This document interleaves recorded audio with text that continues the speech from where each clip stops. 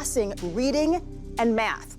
President Trump says he wants to leave school policy to the states, or I should say give more power in terms of education and curriculum to the states. But the big question is, what does this look like? Officials and lawmakers are still unclear on what the changes are that lie ahead, with an executive order to eliminate the agency that could be signed sometime today. The president has shared he has the desire to reform the Department of Education. That includes plans to reallocate and reassign the department's functions. The president cannot, of course, unilaterally get rid of the entire federal agency without congressional approval. You may remember his nominee for Education Secretary, you see her on your screen right now, Linda McMahon.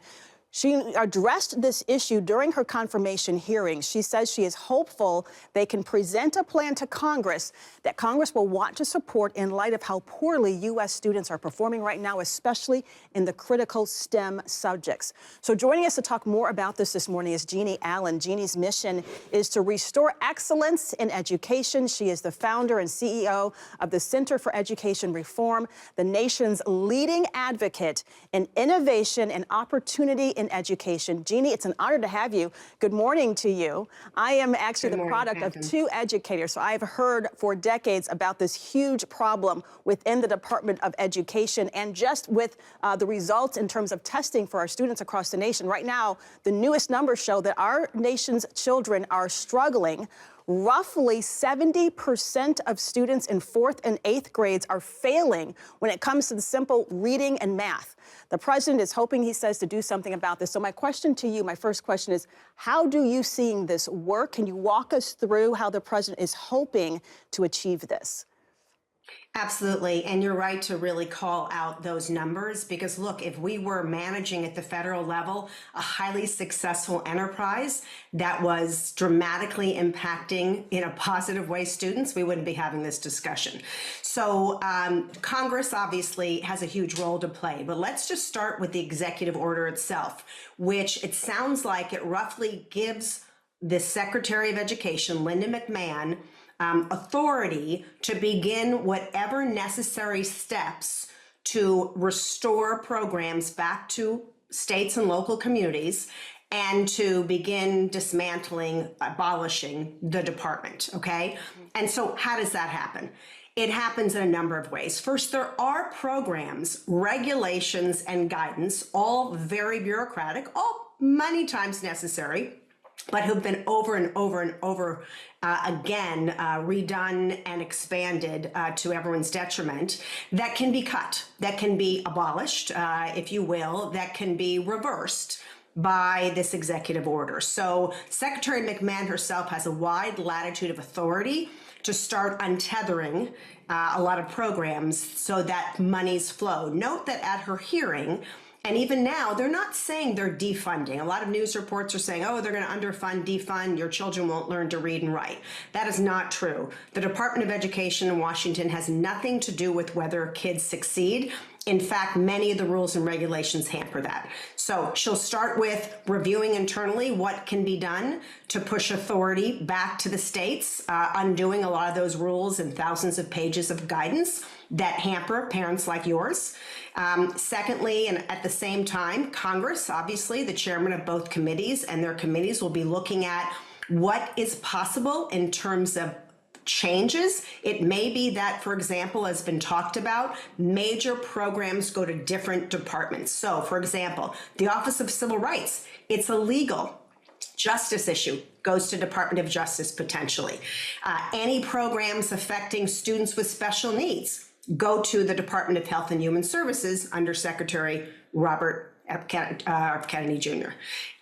Programs like that can be pushed around the government and then evaluated for whether or not they belong. The key words in the executive order is to facilitate the closure of the Department of Education. We got an early look at this, and return authority to the states and local communities. gives you a lot of creativity to work with. Yeah. I'm glad you also mentioned students with special needs, because we know a lot of media are pushing this narrative and backing up what some people are claiming, that there's not going to be any money, or there's going to be cut to money and cut to funding around students with special needs. So I'm glad you addressed that to clear that up for people watching, for parents watching this morning. You know, it's interesting. I spend a lot of time in schools all across the country, and when you go into a school, you hear teachers are relieved in the most part, to hear about some of the changes that are coming, because they're dealing with this in their classrooms. There are classrooms where children don't have books. There are classrooms where children are still struggling to get just the basics of what they need. When you look pupil to pupil in terms of the money going towards each pupil, there is a vast disparity in terms of the money that is being put in every single, I would say, education community. So, with that being said, the teachers say they need help, they need backing, they want the parents to be more involved for the most part, but then the unions have a very different message. What kind of pushback will there be, and does this pushback surprise you? Because at the end of the day, the numbers are the numbers. Our students are failing. Exactly, and 300%. We have basically increased spending at the federal level 300%. While we've had that precipitous drop in achievement, we have increased the number of administrators per student. And so many of those educators are not getting the resources they often need, because it's stopping at the various levels of government. And, you know, when you ask someone to start reporting up about paperwork, when you ask them to come up with ways to improve teacher professionalism, for example, which is one of the federal Title II mandates, that doesn't just go to teachers to figure out. That stops at groups of people who then create papers and then have conferences and then report back to somebody and then get more money. So multiply that by 100,000, and that's what you're getting.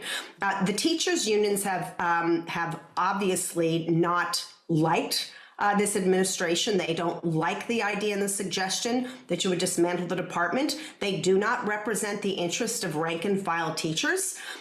They are an archaic institution that's far outlived its usefulness. And of course, they will push, and they have the money to do so, that they get from the taxpayer through teachers' salaries. They will sue. You're talking about lawsuits against other Trump initiatives earlier. There will be lawsuits. There will be challenges. There will be protests. They will try to make it like this is a draconian effort.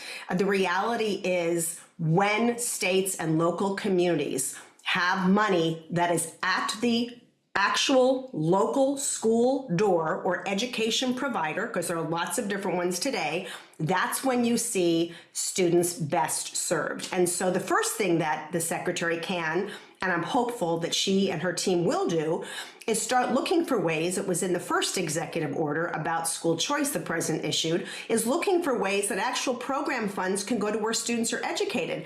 Because honestly, Fenton, what we understand is that money goes to districts and states. But if your child is in a micro school, or if your child is in a charter school or a private school, the federal funds allocated for your student don't make it to you, because the state is required to distribute it to other institutions. So that could be a sea change as well. And teachers will welcome that. They just have to stand up and let their representatives know that that's what they want. Well, we've heard teachers talk about this for a long time, and you actually mentioned another part of the equation, the parents.